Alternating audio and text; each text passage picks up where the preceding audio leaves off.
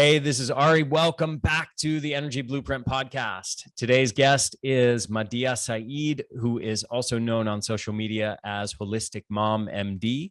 She's a practicing board-certified family physician. She's an international speaker and a best-selling author of several books: The Holistic Prescription, Your Guide to Healing Chronic Inflammation and Disease, as well as a best-selling functional medicine children's book series, Adam's Healing Adventures, and the latest book, The Holistic Prescription for Kids, Parenting Healthy Brains and Bodies in a Changing World, which is what we're going to be talking about in this episode. There's a lot of gold nuggets in here, and I hope you enjoy it, especially important, obviously, for those of you with little ones like myself. So enjoy the episode. So welcome, Madiha. Such a pleasure to have you, as always. Oh, thank you so much for having me. I can't wait for our conversation today. Yes. So incredibly honored. Yes. So first of all, you have just published a couple of books related to children's health. One is for children, one is for parents. So just give us the brief rundown of what books you wrote and a brief description of them. And by the way, I haven't read the children's book, but I have read the one for parents, and it's awesome. And I highly recommend you go. Everybody listening, go on Amazon right now. If you have little kids, go get these books. I strongly recommend them. I'm giving you the sales pitch up front on Madiha's behalf. Obviously, I get no money from directing you to Amazon to go get these books, but I just truly want to help her get the word out. And the rest of this podcast we will continue the sales pitch, encouraging you to go get these books, but while also providing a lot of valuable content. So Madiha, give us the rundown. Well, specifically in today's changing world, we need to parent our children completely different the way that our parents raised us, because unfortunately, the world that we live in today is not the same as what we grew up. And so I really wanted to create a series, a book with parenting combined with functional integrative holistic medicine. And my story really started with me as a family physician with multiple chronic health conditions. And I one day walked into the daycare provider, almost suffocating my 10-month-old to death. And I immediately picked him up and ran out. And on that day, I made a solemn promise that I promise I'm going to take care of these kids the best that I know how. But then I had to take a step back, because I'm like, wait, if me as a family physician can't even take care of my own body without it falling apart, how am I going to take care of these kids? And I really then dove into this science of integrative holistic functional medicine and parenting. And first, I learned the science of parenting and what's going on in our children's brains, and how we as parents have so many tools in our tool belt to help mold our children's brain for the better and their body for the better. But then when I combined it with integrative holistic functional medicine, that's when it blew my mind, because you can actually use holistic parenting to help put a child's brain, body back into balance. You can help alter their genes. You can help their body optimize the brain function, the organ function, tissue function, mitochondrial function, DNA function of every single cell in their body, to help their body and the brain work the best that they can. So then they have less inflammation, more energy, optimal health, more, vibrance, and, trying to drive to change the world from the inside out. And it really starts with, empowering and educating our children to be more mindful of their mind, their emotions, their body and soul.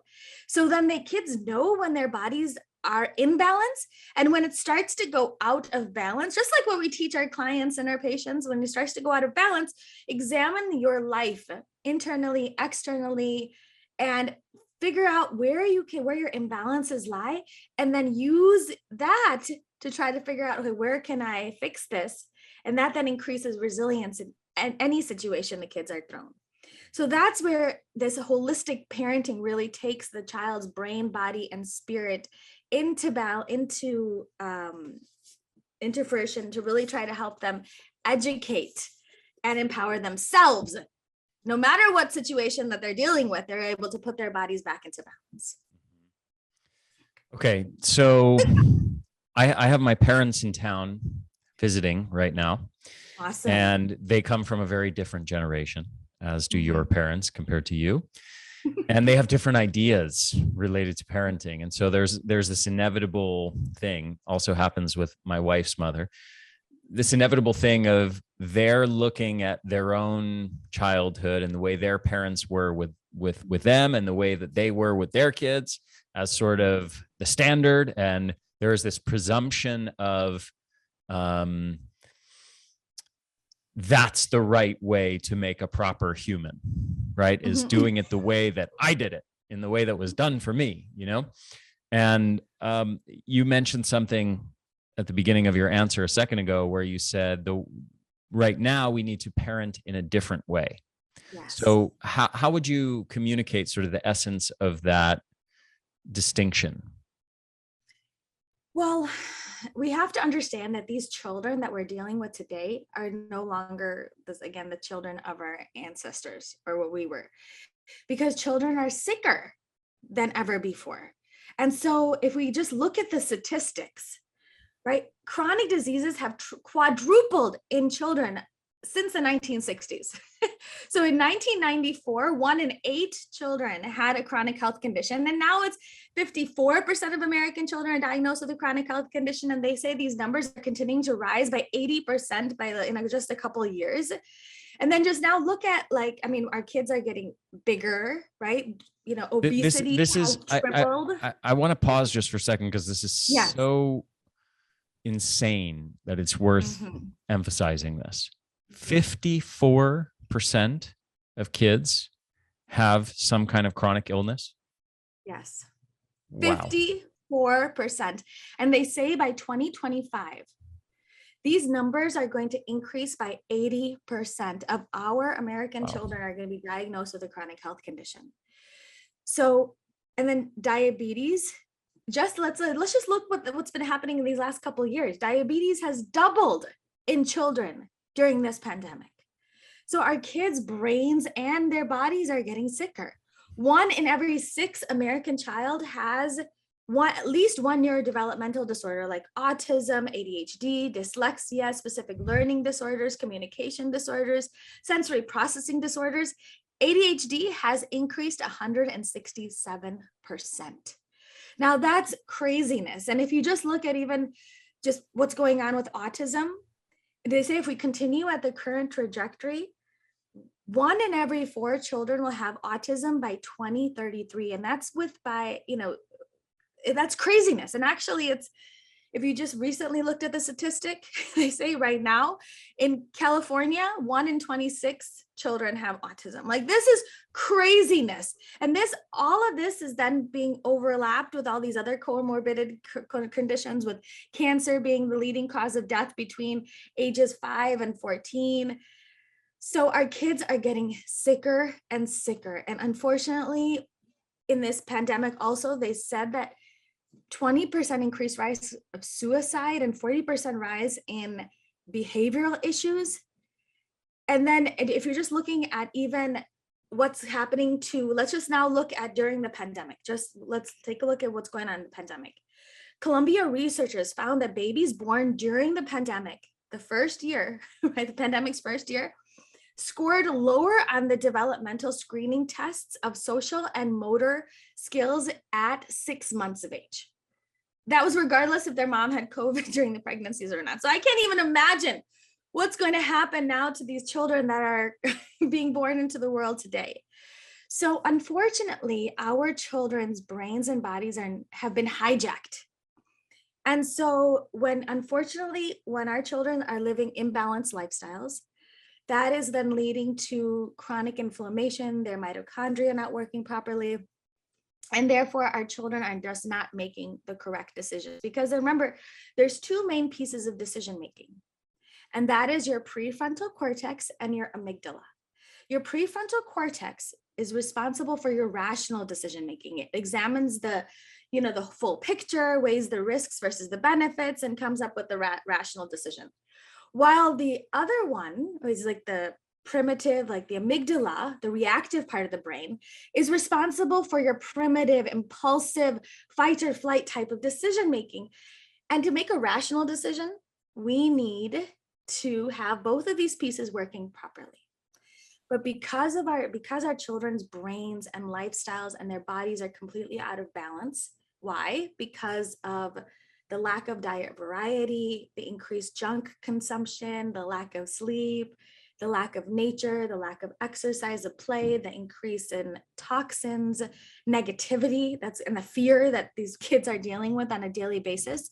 All of that is leading to chronic inflammation. And chronic inflammation that we know now, studies have actually shown that chronic inflammation is actually disconnecting our prefrontal cortex from our amygdalas, even in our children. And so therefore, it's the amygdala is going crazy, making the decisions, making those fight and flight type of decision making. And our children are unable to use the full brain to make a rational decision. And when they're unable to use their full brain, it's like us versus you mentality. It's more violent, more anger, poorer relationships, and so much more. So this is why these children today, because they're sicker, because they are now their brains are not working optimally, we have to parent these children completely different.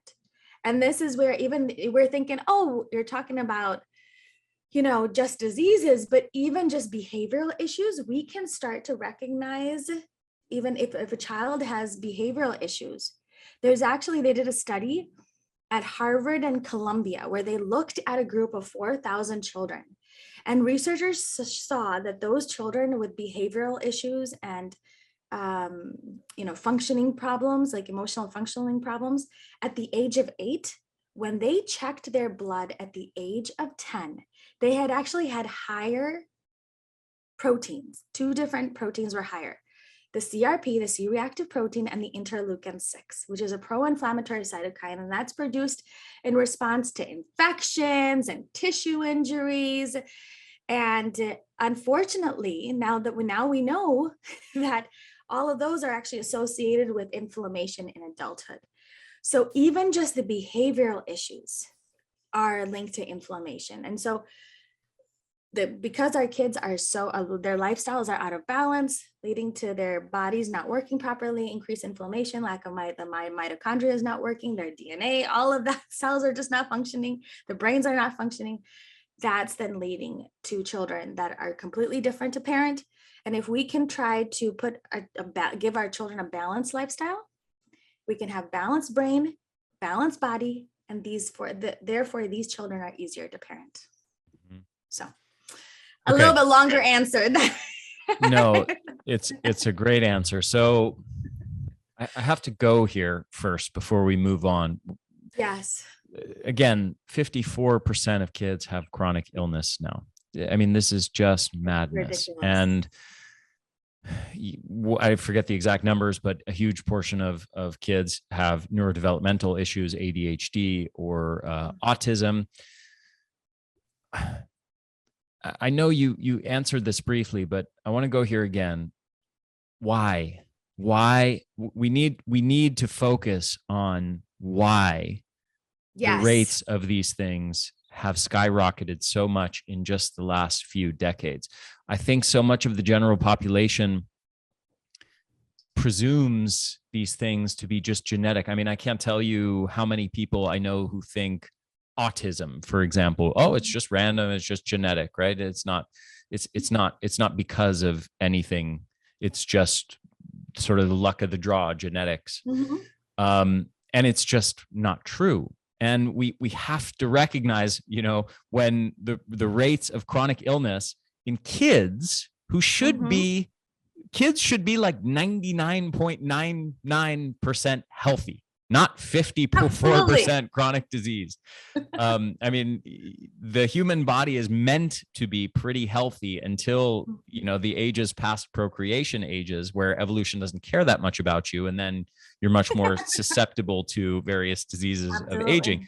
But kids before the ages of procreation should not be getting diseased. So when we're seeing incidences of all these, dozens of different conditions skyrocketing in just a few decades, this is not genetics. So This is not genetics. what is it? What are the top 3 or top 5 biggest factors that are responsible for this, in your opinion?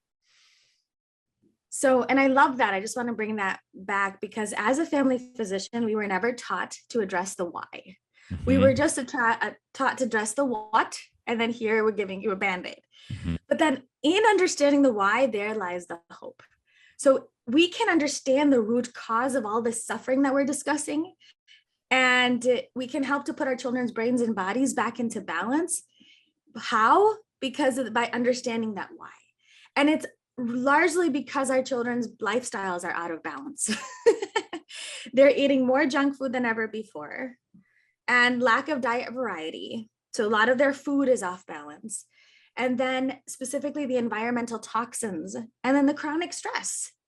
So I really feel that these pieces, specifically these 3 pieces, are largely contributing to our children's brain and body not functioning, and then they're making terrible decisions that is just adding to that.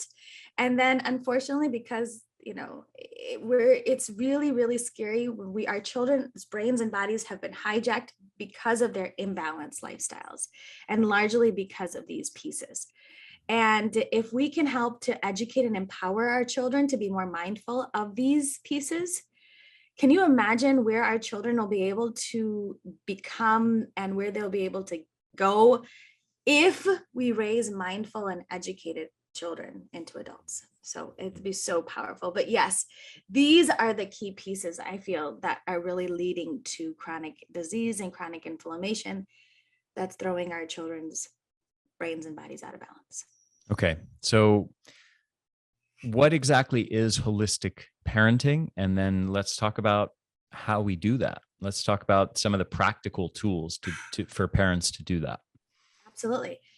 So we know we are mind, body, soul, and our children are mind, body, soul. So holistic parenting helps to nurture a child's mind, body, soul from the inside out, giving them the skills that they need for emotional intelligence, enduring deep friendships, making correct decisions, help managing stress, and being able to remain resilient all throughout adulthood, no matter what life throws at them. So holistic parenting is all about raising mindful children. And this mindfulness allows us to see our internal and external world clearly, showing us how best to respond and be fully aware at multiple different levels of perception all at once. Now that's a lot, but let me give you an example of what I'm talking about.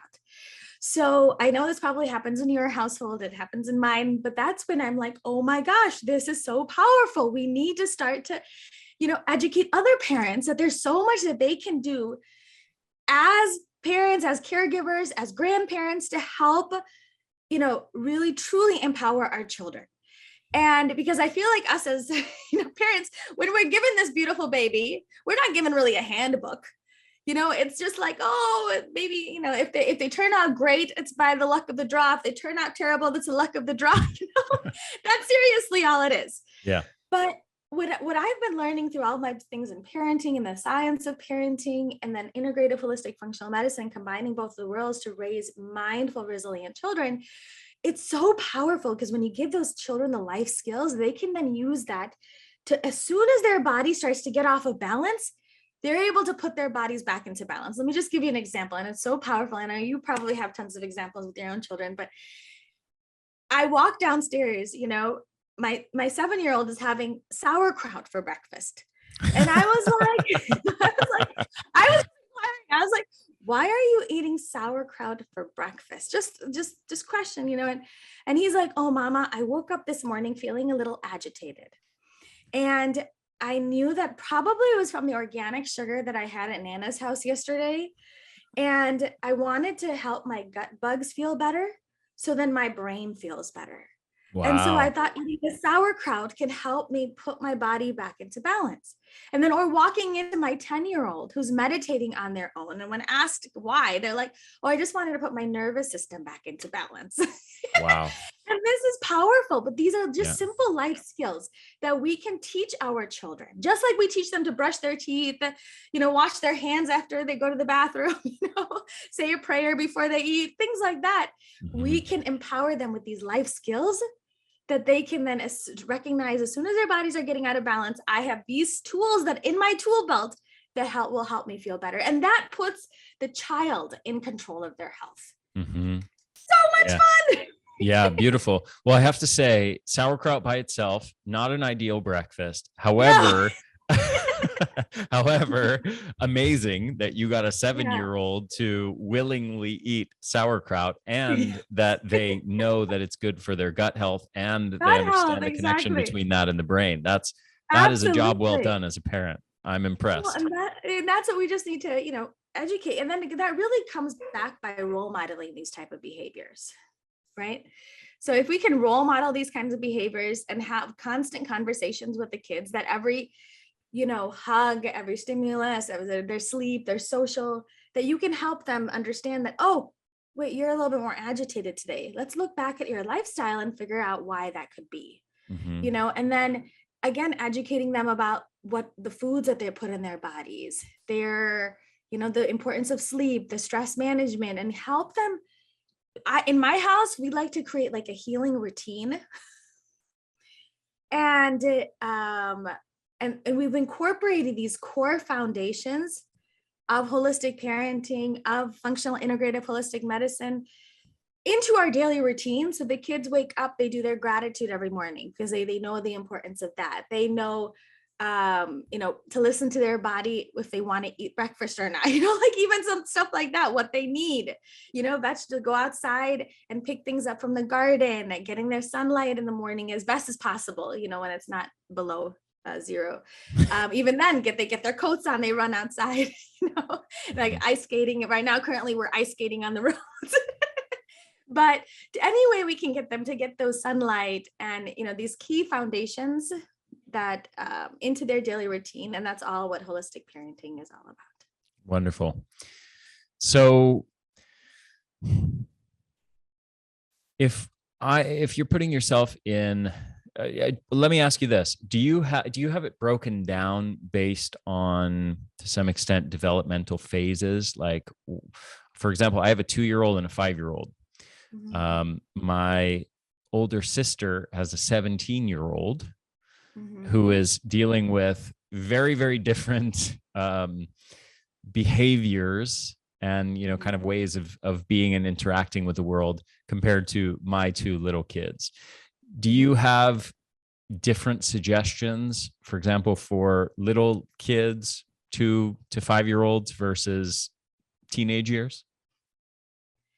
So yes and no, because all of it is all about, the basics really apply for everybody, right? To try to have the basics of, I call it the foundations of holistic parenting, digestive health, detoxification, the 4 S's: stress, sleep, social, and spiritual health. So in that case, it's very similar. But when it comes to what you're specifically doing with your 2-month-old, obviously, they're a little bit different versus a teenager. Because we know that, the newborns are born with very low microbial diversity, and that gradually increases as they get older. And the first 36 months of life is really important to help them grow, because that infant gut microbiome really undergoes dynamic changes within the first 36 months of life. So really trying to optimize that. So if you can, just by focusing on, the foods that they're eating, obviously 2-month-old is breastfed versus non-breastfed, because that's going to make a big difference in the gut microbiome, what kind of toxins that they're really, exposed to at that age. Because remember, kids, younger kids, like we have like those that are crawling now, are exposed to totally different toxins, especially on the ground, that the older kids might be exposed to.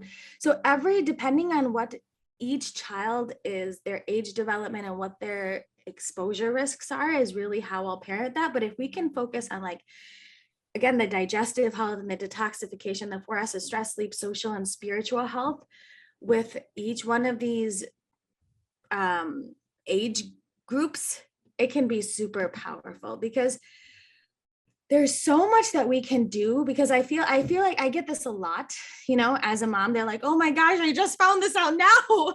Right? You told me the first 36, months is critical, but now I have a teenager that's like, oh my God, have I totally lost it? No, because you can start to then, adjust adjust the lifestyle, and that will then adjust the internal biology, no matter what age or demographic. So it really does start with that. And to understand that, even with a child, right, with a younger child, the things that they're exposed to on a regular basis, like just let's, for example, and this is why it's a yes and the no, because again, it's very similar to adults. They did a study in the gut microbiome where researchers, they took like 400 infants, and the boys, they checked their gut microbial composition. And those boys with like higher bacteria, which is called bacteria bacteroides, at the age of 1 were found to actually have more advanced cognition and language skills 1 year later. And that's because that Bacteroides is one of the few bacteria that actually produces this metabolite called like sphingolipids, which is really instrumental in the formation and the structure of the neurons in the brain. So now you're like, okay, but how are we going to get these Bacteroides, right? So we know that C-section delivery is obviously depletes them, but then there's so many factors that are similar to, even as a teenager, if we can get them. But like, for example, that will really positively influence their gut microbiota. And that is having a high fiber diet, and being exposed to nature and green spaces, and living with a pet.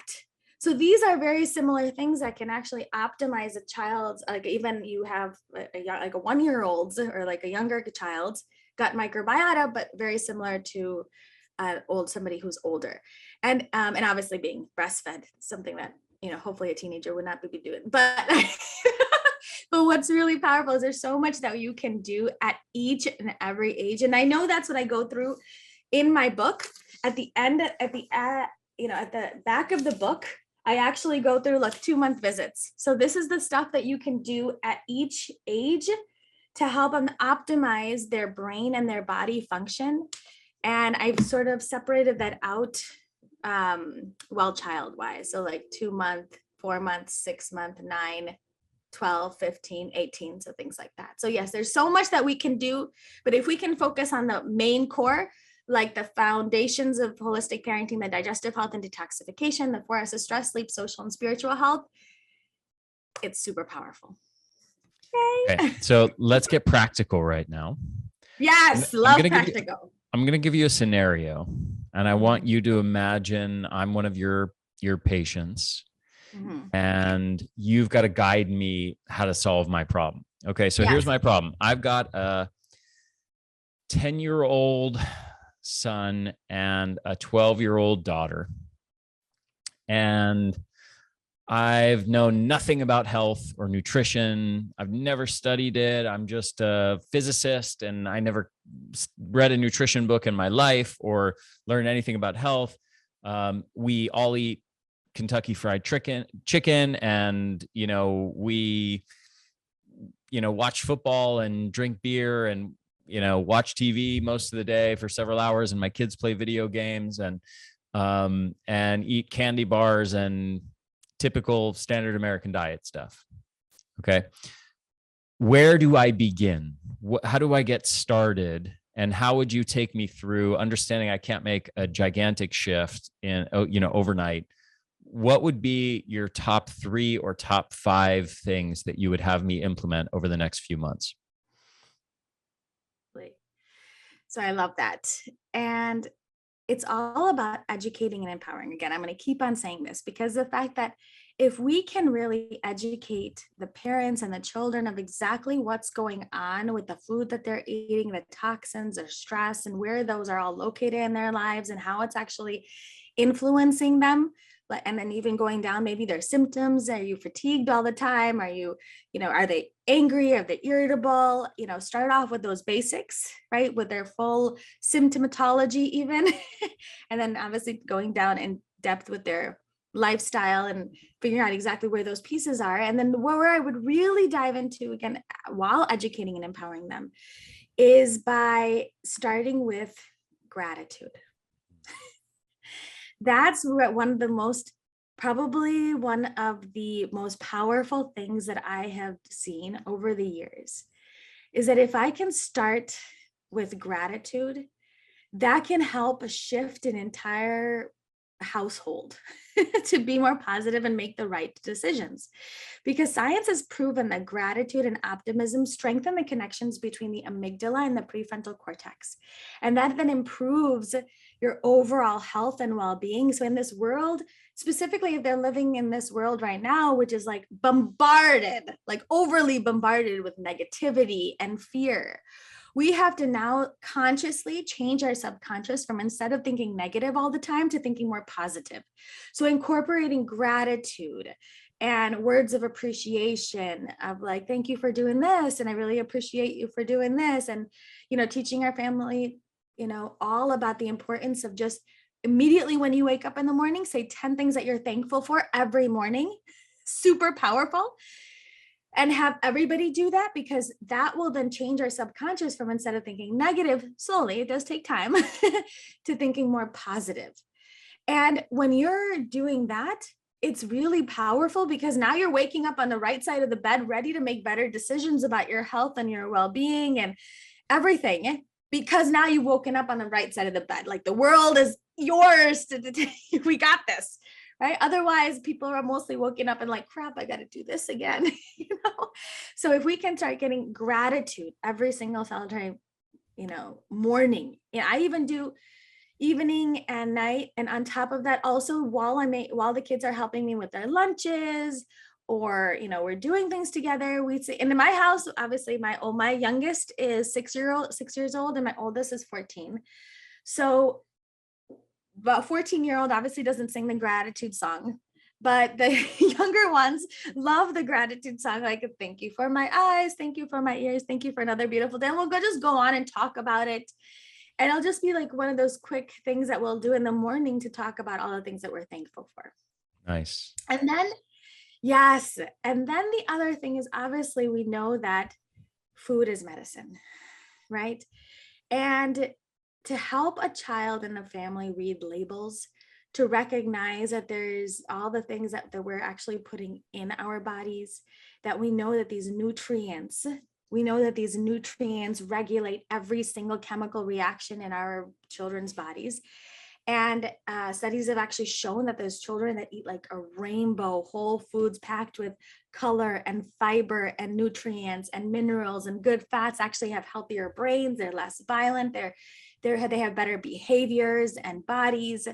And so if we can educate our children about, focusing on foods that's going to help their bodies and not hurt their bodies, helping them read labels of what they're actually putting in their bodies and what those things actually do.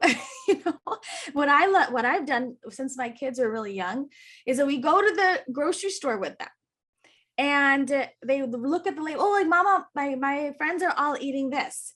Oh my gosh, this has like blue number 1 in it or yellow number 5 in it. Oh my gosh, let's go back and see what that does. And then they'll research it. They'll probably only have to do it once or twice. And then they'll be like, no, I don't want anything to do with that. Mm-hmm.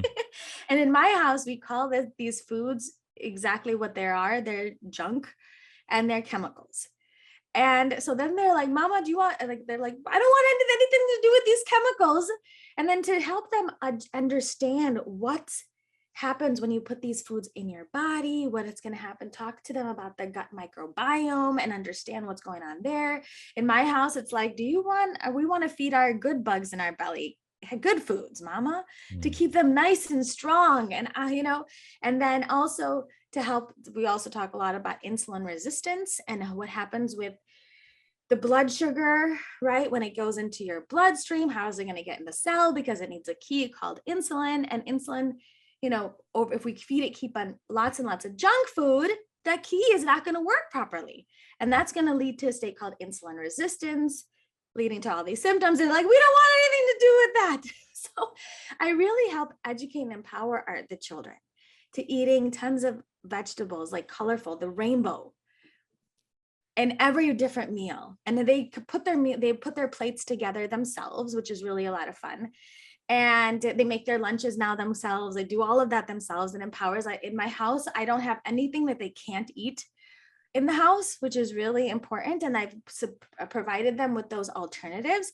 Like if they want chips one day, I have the cassava flour chips or the cassava flour taco shells if they want tacos, or, if they want lentils, we do. I mean, if they want pasta, we have lentil pasta that I'll make, once in a while. So like the kids never feel deprived, but it's really about stocking up for success and then making sure that you educate them about why they're doing that. And then if they do eat something, because they're mindful, because we're having these conversations on a regular basis, they're able to recognize this immediately when their bodies are starting to go off balance.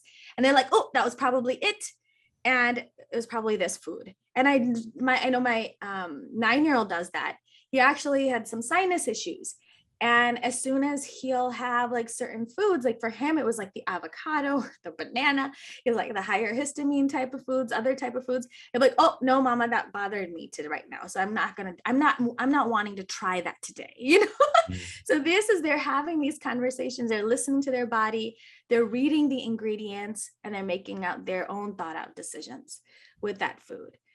And then obviously we do the same thing with toxins, the toxin stuff that they're putting in their body, like on their skins. And we talk about that. But right now, if we can try to teach and empower our children the importance of stress management, that is going to be critical, because currently they're literally growing up in a world of chronic stress. And now science has proven that, like, they did actually a study in just 2020.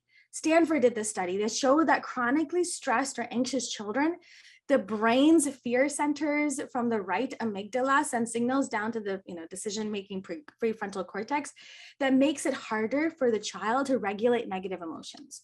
So if we can try to incorporate some sort of stress management techniques into their routine, into their daily routine, and just like we teach them to brush their teeth, my kids have a specific times for prayers and meditation and going out in nature, so we've incorporated these into their daily routine. And it's probably been one of like the most powerful things that I've done, is by creating some of these routines to help them. And there's what works for one person doesn't work for the other.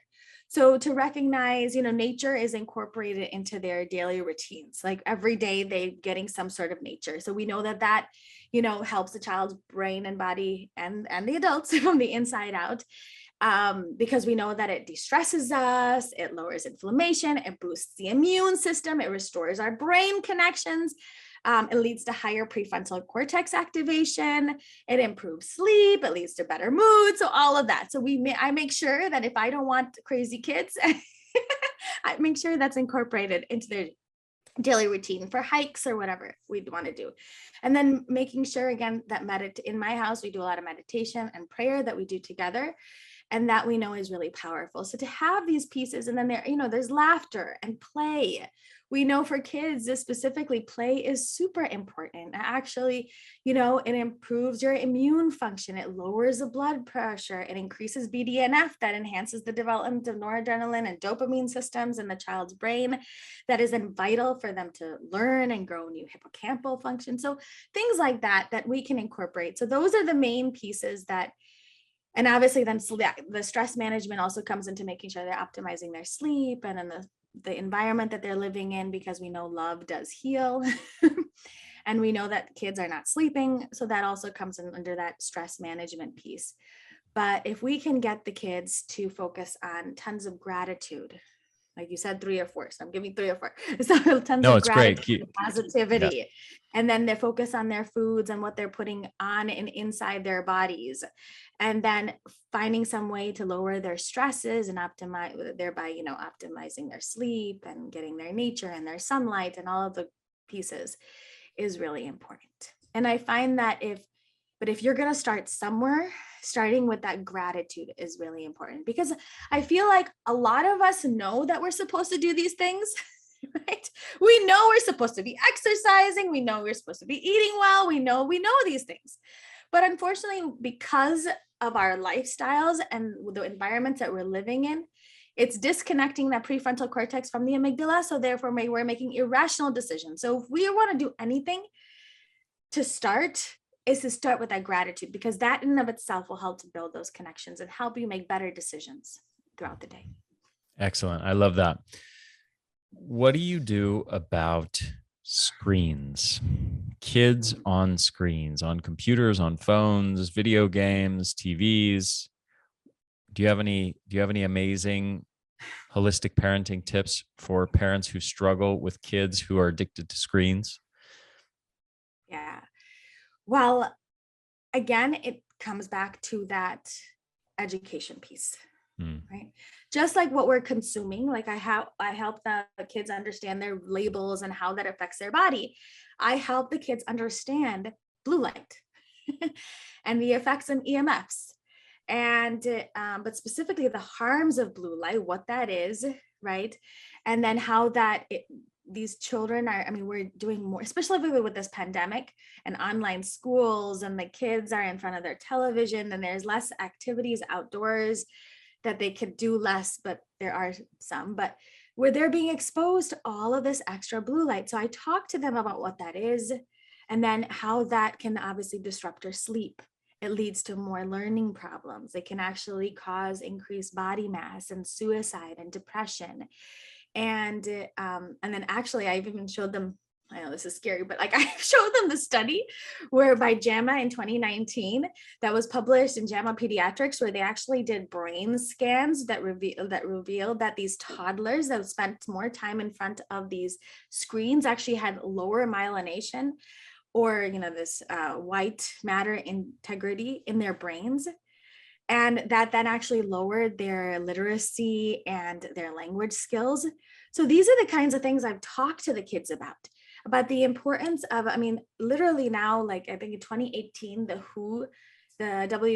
WHO actually added gaming disorders to an international classification of disease. Like that's craziness. And now with porn addiction, that is really, widespread, unfortunately. Again, having these really open conversations with your children, that we know that these things are addicting. We know that this is something that you're going to have to deal with. But again, that's where the mindfulness comes into play, right? To help them understand, okay, when you're doing this for so long, how does that really make you feel? And then they're like, well, that makes me feel like, crap, all my time was gone. I wanted to do all these things, but I couldn't do it, or it was hurting my eyes, and specifically my kids, with the blue light glasses, because they're like, oh my God, that was leading me to have headaches and stuff. And this is why, I should have worn this. But the thing is, it's really educating and empowering the children. So then you can sit with them together and make those decisions, those rules and regulations together. And that's what I've specifically with discipline. So that comes through what discipline is. So discipline, I know it sounds like it's a bad word, but it actually comes from the root word to teach. And that's like a range of the ways a parent can interact and teach their child so they can understand what is expected of them. And then the child will make a really good thought out decisions. And so it's like a set of these tools and these guidelines that the child can help them set up and allow their prefrontal cortex to take full charge over their amygdalas, because the kids' brains are still developing. And so they need that structure. So if we can sit with the child and the family, and to one, role model these good behaviors. So with specifically when you talked about screens, in my house, whatever, when I'm on a screen, my kids know why I'm on that. Mama's on this trying to finish this work, or I'm doing this to pay these bills, or I'm doing this for this, so I'm having this constant communication that I'm having with the child. And then treating them, even though their brains are not adults, we know that they're going to go crazy sometimes because their prefrontal cortex is not fully developed, but then treating them like them and giving them enough credit and having that real life consequences. And even then setting those family rules together, sitting down together and say, you know what, you saw the consequences of these things, of these actions, like you saw how it affects your brain. So did you want that? And they're like, no. So what did you think is a good time? And then sit down and making sure that, like in my house, we have a simple rule that you want to make sure it's like you get your work first and then you can play. And then we have a specific time that they can, watch some television that they want to, like maybe an hour of television a day. But I've not so far, This is my blessing. I'm very thankful that I don't, in my house, we still have, the kids don't have iPads, they don't have iPhones, they don't have, different types of screens that they can do. They go to school, and then I want them to, because this is a key time in development for their brain. So I want them to interact with them. We play more games together.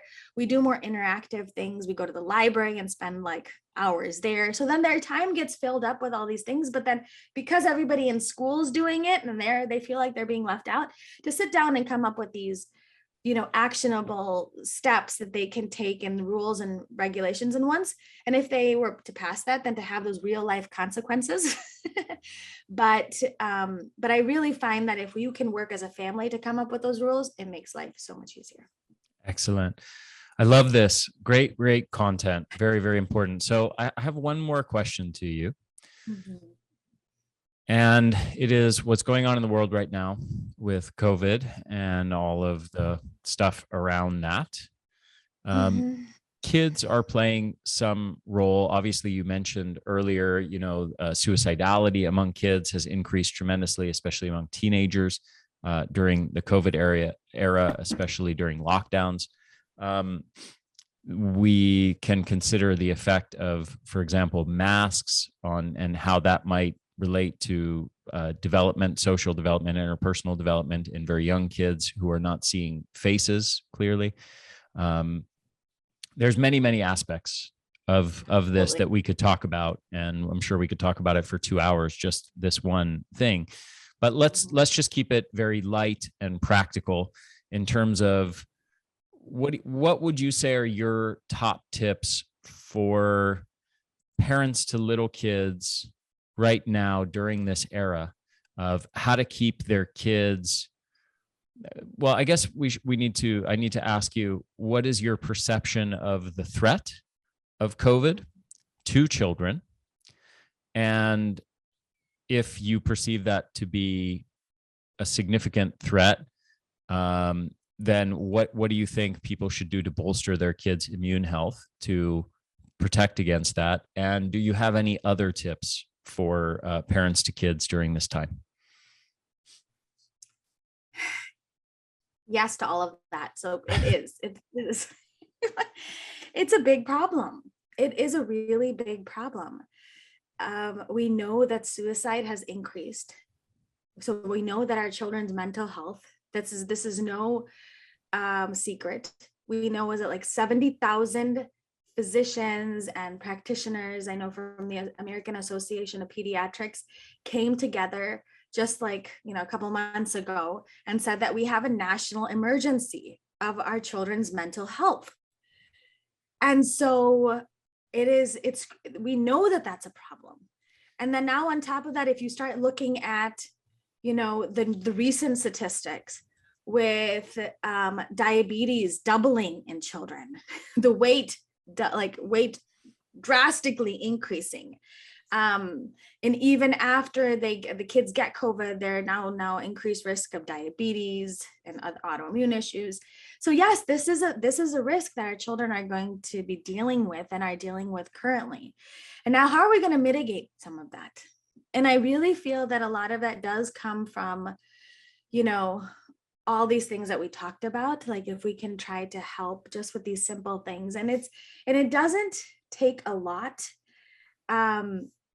Because that fear is probably one of the biggest, that fear, the uncertainty, especially if our kids are being masked, and that, that it's like that constant fear that they're dealing with all the time, that something is out of balance. And then if they're listening to the news, oh my God, something's out of balance. There's something out to get us, and so the world is out to get us. And the kids are living in this constant fear that I don't know about you, but when I was growing up, I didn't even know what was going on in the world. Like really, technically, I was just playing in my cul-de-sac. I was having fun. Totally. I remember being a little kid and my parents being obsessed with politics and who's the next president going to be, and the elections coming up and all this stuff. And I remember thinking, like, why do you guys care about this stuff? Nothing changes. This president, that president. Either way, I'm just playing in the street, skateboarding, and building jumps for my BMX bike and hanging out with my friends and playing video games. nothing seems to change. I don't get why you guys are obsessed with who the next president is. But unfortunately, our children are seeing a totally different side of that now. Yeah. Where they're seeing the threat here and they're seeing their lives being changed. And is it going to be on in-person school? Is it not going to be in-person school? Can I go to football? Can I not go to football? Like, this is a constant uncertainty in their lives. Well, there's And also, I mean, I don't, I think I gather a bit of your sense of things based on what you just said, but maybe I'll state my views on this more directly. That there are some people who I think are living in a reality of COVID is incredibly deadly to my children, and I need to do everything possible to protect them. They should be masked. They need to be social distance. We need to do testing. I'm going to vaccinate them as soon as possible. Right. Because COVID is the thing I need to protect against. And we need to be watching the news. We need to be paying attention. What's the latest variant? Oh, you know, all the, and that's their reality. That's the reality of the parents. And that's also what the kids are then soaking up. And as you were just alluding to, then the kids are learning to be operating in fear. On the other hand, there are people, and I'm certainly, obviously, much more in this camp, that is especially with regards to children and young, healthy people, young, healthy adults included more broadly, that the responses to COVID are vastly more harmful to health than COVID itself. Absolutely. Yeah. So I didn't know if you agreed with me on that. I completely agree. And that's where it's our responses to COVID that is more problematic, because we know that what stress does to a child. We know that how it destroys the microbiome. We know that how it weakens the immune system. We know how it increases insulin resistance. Now that stress, obviously, then, I mean, just look at what's going on with the food that we're eating. All the stuff that's crap is gone. And that's then leading to, again, further issues. So I am in the same boat as you, that I feel like our children are more resilient than we think they are, specifically in this time, that the effects of COVID, like the fear mongering that's going on, the stress is actually leading to a lot of these other chronic health conditions. So that stress and that fear is actually more detrimental to our children than probably the infection itself. Yeah. And I'm in that same boat. And if we can try to educate and empower our children, my kids obviously don't watch the news. They don't do any of that. But again, with these simple things that we talked about in the book and in these children's book, to help empower them, that in these changing worlds, in these times, that there's so much that we can do to help optimize our immune system. And that's where the hope and the power comes. And we have to stop playing this, the fear mentality and the disease model, and focus on hope mentality and the health model. Beautiful. Because remember, your perspective can either be your pain, or your perspective can be your power. And now we need to educate and empower the world to change our perspective from a perspective of pain to a perspective of power. So there's so much that we can do that's in our tool belt to empower the future generation, optimize our immune system, so that no matter what life throws at us, we are able to be resilient through all that, even despite in a changing world. Beautifully said, my friend. I really enjoyed connecting with you. I enjoyed this discussion. As with our last one, it's always a pleasure. Your energy and your enthusiasm and your passion is infectious. And I hope to have a conversation with you every day, because it just makes me happier. So tell us, obviously, Amazon.com to find your books. Let people know where they can follow your work, or wherever you want to direct them. And I'll just say, I'll emphasize again for people, if you are a parent of children of any ages, go to Amazon.com, get Madiha's books. They are brilliant and wonderful and so important. It's literally, this is a matter of the health and happiness of your child, and what could possibly be more important than that. Absolutely. And especially if we're looking at where the world's going, this is an absolute need today to get all of us working. And that's why I love the work that you're doing to try to educate and empower families and people and practitioners to really get this message out, that there's so much that we can do in our own tool belt for hope. And so that's what I've tried to do in my own little household also. I feed a family of 8 on a daily basis, and on the weekends I can go up to 20. So if I can do it, anybody can do it. Mhm. And so in my house right now, we have 3 generations educating people about health and wellness.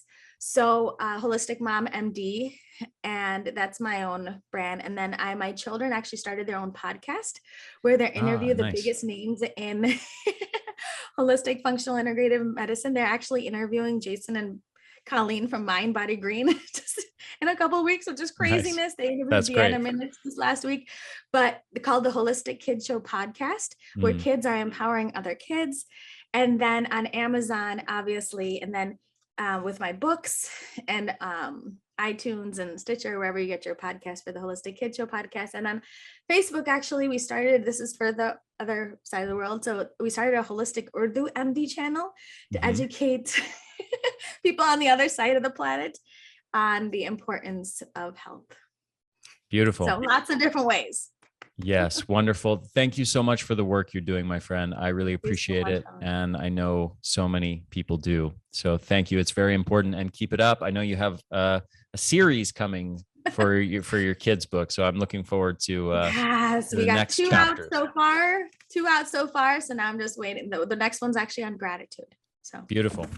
Thank you, my friend. Always a pleasure. I hope to connect with you again very soon.